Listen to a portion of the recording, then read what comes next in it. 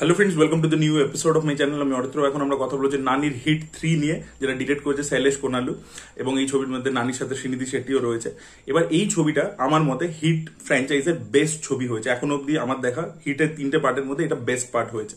অনেক কিছু আমার পজিটিভ লেগেছে, আর কিছু জিনিস নেগেটিভও আছে ডেফিনেটলি। তো এখানে আমরা গল্পের ব্যাপারে বেশি ঢুকছি না। ট্রেলার লেভেলে একটা গল্প দেখিয়েছিল, সেটাই ধরে নিন। আমি গল্পের ব্যাপারে কিছু আলোচনা করতে চাই না, আমি ডাইরেক্টলি পজিটিভ নেগেটিভে চলে আসবো। তো দেখুন, ছবির ফার্স্ট হাফটা ব্যাপক, ওই জায়গায় স্ক্রিন প্লেটা ব্যাপক। এখানে যে বেসিক্যালি যে টুইস্টটা ছিল, যারা আমি যখন ট্রেলার রিভিউ করেছিলাম, আমি তখন একটা প্রেডিক্ট করেছিলাম, তো সেটাই হয়েছে আর কি। যারা প্রো অডিয়েন্স, যারা জেনারেলি সাউথ ইন্ডিয়ান ছবি ফলো করে, বাইরের ছবি ফলো করতে হবে না। সাউথ ইন্ডিয়ান ছবি, যেহেতু সাউথে প্রচুর থ্রিলার্স হয়, বিভিন্ন 4টে ইন্ডাস্ট্রি বানায়, তো সেটা যারা ফলো করে তারা মোটামুটি ওই যে টুইস্টটা, মানে ট্রেলারে যেভাবে মিসগাইড করবার চেষ্টা করেছিল, তো প্রথম যে টুইস্টটা ছবির মধ্যে আসে সেটা অলরেডি প্রেডিক্টেড ছিল, তো সেটা হয়। বাট তা সত্ত্বেও ফার্স্ট হাফটা এত এঙ্গেজিং একটা স্ক্রিন প্লে, যেভাবে ইনভেস্টিগেশনটা দেখায়, যেভাবে গল্পটা এক জায়গা থেকে আরেক জায়গায় ট্রান্সপোর্ট হতে হতে যায়, একবার জম্মু অ্যান্ড কাশ্মীর, একবার চলে যাচ্ছে বিহারে।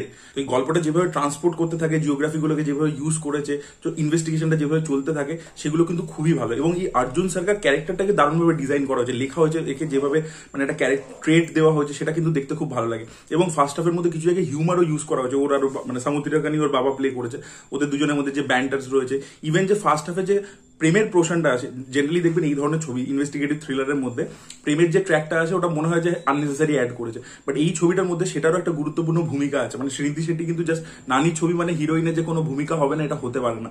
নানির ছবি মানে হিরোইনের একটা ইম্পর্টেন্স থাকবে গল্পের মধ্যে, সেটা কিন্তু এখানেও রয়েছে। শ্রীনিধি শেট্টি পারফরমেন্সও ভালো দিয়েছে। ওর আর নানির মধ্যে যে রোমান্টিক কেমিস্ট্রিটা, সেটা ফার্স্ট হাফে কিন্তু যে সিনসগুলো দিয়েছে, সেগুলো কিন্তু ওয়ার্ক করছিল, এবং গল্পের সাথে একটা রাউন্ড আপ ভাবে করাও আছে, সেটাও ভালো লাগে আর কি। এবং ফার্স্ট হাফে পুরো মানে ফার্স্ট হাফে স্ক্রিন প্লেটা আমার ব্যাপক লেগেছে। যেভাবে ইনভেস্টিগেশন হচ্ছে, যেভাবে একটার পর একটা আনফোল্ড হচ্ছে, সবকিছু দারুণ লাগছিল। এবং যেভাবে ইন্টারভেল পয়েন্টটা আসে, ওখানে নানির একটা ওষুধ খায়, এরকম একটা শট আছে, ওই জায়গাটা পুরো ঘুষবাম্প। এবং আরডিবিতে দেখছিলাম পুরো মানে হল 80% মতো ফুল ছিল, এবং প্রত্যেকে মানে ওই জায়গায় চেঁচিয়ে উঠেছে। তো ওই জায়গাটা হেভি মস্তি লেগেছে। আর অ্যাকশন ইত্যাদি যে সিনস গুলো রয়েছে, সেগুলো খুব ভালোভাবে এক্সিকিউট করা। অ্যাকশন স্পেশালি সেকেন্ড হাফে বেশি করে রয়েছে।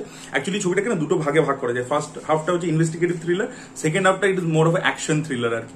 এবং সেকেন্ড হাফে যখন ক্লাইম্যাক্সের দিকে ছবিটা পৌঁছে, সেখানে না একটা বিশাল বড় অ্যাকশন সিকোয়েন্স রয়েছে, যেটা পুরো গোরি। তো যারা আর কি ব্লাড শেড গোর দেখতে পছন্দ করে, তাদের ওই জায়গাটা ব্যাপক লাগবে। এবং ওখানে একটা ওয়ান টেক সিকোয়েন্স রয়েছে, যেটা টেকনিক্যাল এক্সিকিউশন দুর্দান্ত।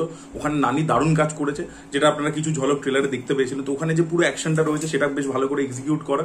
নিজে সেলফ রেফারেন্সিয়াল যে ডায়লগস গুলো দেওয়ানো হয়েছে, সেগুলো বেশ ভালো ওয়ার্ক করে। এবং এই ছবির মধ্যে কিছু ক্যামিওস রয়েছে, দু জায়গায় সেই ক্যামিওস গুলো হয়। এবং পার্ট 4 এর জন্য যে সেট আপটা, সেগুলো কিন্তু যথেষ্ট মজা দিতে পারে, মানে হলে আর কি গুজবাম মোমেন্টস দিয়েছে। তো এইগুলো ছিল ছবির ভালো দিক। ছবিটা আপনারা অবশ্যই হলে গিয়ে দেখার চেষ্টা করুন, আপনাদের কিন্তু বেশ ভালো লাগবে। ফার্স্ট হাফের স্ক্রিন প্লেটা তো দুর্দান্ত টাইট, ইনভেস্টিগেশন ইত্যাদি যেভাবে দেখায়, সেগুলো খুবই ভালো। এবং সেকেন্ড হাফে অ্যাকশন ইত্যাদি সেগুলো খুব ভালো। এবং নানির পারফরমেন্স আউটস্ট্যান্ডিং একটা পারফরমেন্স দিয়েছে, এই ক্যারেক্টারটাকে যেভাবে পুল অফ করেছে, যেটা বললাম যে দারুণ একটা পারফরমেন্স দিয়েছে। এবং শ্রীনিধি শেট্টিও ভালো কাজ করেছে। চলে আসবে ছবিটার নেগেটিভ দিকে। দেখুন, সব থেকে প্রথম কথা হচ্ছে যে সেকেন্ড হাফটা আপনি জনরাটা পুরো শিফট করে একটা অন্য জনরায় চলে যেতেই পারেন। বাট সেকেন্ড হাফটা কি হয়, ফার্স্ট হাফটা যেন ইন্টেলিজেন্টলি এগোচ্ছিল, সেকেন্ড হাফেও কিছু জায়গায় মানে কিছু ট্রিক্স ইত্যাদি নানি ক্যারেক্টারটা প্লে করে, নিজের বুদ্ধির ব্যবহার করে, সেটা আছে। কিন্তু একটা টাইমের পর না গল্পটা একটা জায়গায় মানে ওয়ান লোকেশন কনফাইন্ড হয়ে গেছে। এবার সেইখানে থেকেই প্রবলেমটা শুরু। টাইমের পরে আপনার মনে হবে যে এটা একটা অ্যাকশন রিলস আমি দেখছি। মানে নানি সে অ্যাকশন করতে পারে, তাকে একটা নতুন ভাবে প্রেজেন্ট করছে ডিরেক্টর ভায়োলেন্ট অবতারে, বা সেটাই খালি সে দেখাতে চাইছে। মানে সেখানে আর গল্পে বা কিছুতে কিছু নেই। মানে সেই জায়গাগুলো বাকি সবকিছু কনভিনিয়েন্ট হয়ে গেছে, ইনভেস্টিগেশন ইত্যাদি। মানে ফার্স্টে সেটাকে যতটা মন দিয়ে লেখা হয়েছে ফার্স্ট হাফে, সেকেন্ড হাফে সেই জিনিসটা খুব কনভিনিয়েন্টলি ইত্যাদি হয়ে যাচ্ছে। তো সেই জায়গাটা আপনার মনে হচ্ছে খালি অ্যাকশন রিলসের মতো দেখে যাচ্ছে, অনেকক্ষণ ধরে স্ট্রেচ করে ওটাকে দেখানো হয়েছে, দেখতে মজাই লাগছিল। বাট প্রবলেম হচ্ছে ওই জায়গাটা আর কিছু হচ্ছে না। একটা ব্যাপার হচ্ছে এখানে যে ভিলেন গুলো রয়েছে না, সেই ভিলেনদের তারা কি কারণে এটা করছে, কি হচ্ছে, সেটা একেবারে কনভিন্সিংলি প্রেজেন্ট করতে পারিনি, একেবারে কনভিন্সিংলি প্রেজেন্ট হয়নি। এবং দ্বিতীয় কথা হচ্ছে, যাকে এখানে মেন অ্যান্টাগনিস্ট দেখিয়েছে, সেই ক্যারেক্টারটা প্রচন্ড দুর্বল। প্রথম কথা, ওখানে একটা বেটার অ্যাক্টরকে কাস্ট করা উচিত ছিল, যার একটা অরা থাকবে, যে নানির সাথে তার টাসেলটা ফিল হবে, সেরকম কোনো অ্যাক্টরকে কাস্ট করা উচিত ছিল। সেই কাস্টিংটাও ভুল হয়েছে। যাকে কাস্ট করেছে আমি বলতে চাই না, বাট তাকে আমরা অনেক সাউথ ইন্ডিয়ান ছবিতে ভিলেন করতে আগেও দেখেছি।